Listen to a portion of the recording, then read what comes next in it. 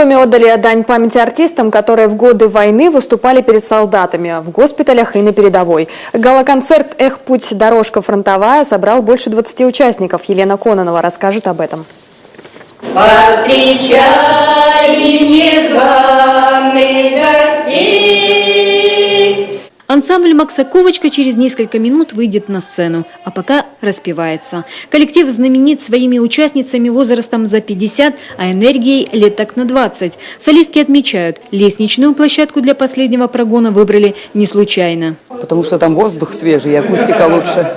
В самих гримерках не протолкнуться. Идут последние приготовления. Одному из артистов обматывают голову бинтом. Через мгновение молодой человек выйдет на подмостке в роли раненого солдата. Кто-то поправляет прическу, кто-то тихо сидит в сторонке, настраивается на выступление. Кажется, здесь собрались артисты со всей республики. Впрочем, больше всего участников из Сыктывкара и округи. К примеру, студия «Класс» из Эжвы. На суд зрителей музыканты представят песню на слова Валерия Фоменко. Он написал композицию по письмам своего отца-фронтовика. И текст, и автора солисты нашли в соцсети. Там же нашли песню, которую он исполнял на конкурсе, который был посвящен 65-летию еще Победы, еще в 2010 году. Вот такая вот интересная история. Причем песня реально составлена с писем отца-фронтовика.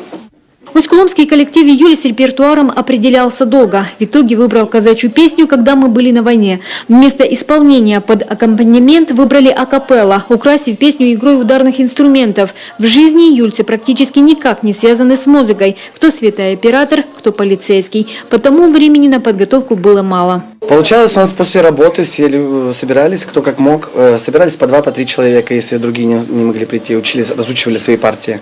Кстати, именно народный ансамбль «Июль» и стал лауреатом конкурса по решению жюри. Еще 2 премии получили воркутинский коллектив «Родные просторы» и ученица детской школы искусств Наталья Чувюрова из Печоры.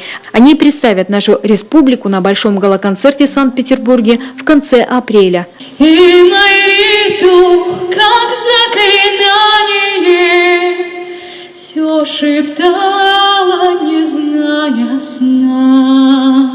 Елена Кононова, Александра Маркина, Олег Жуковский, телеканал Юрган, Сыктывкар.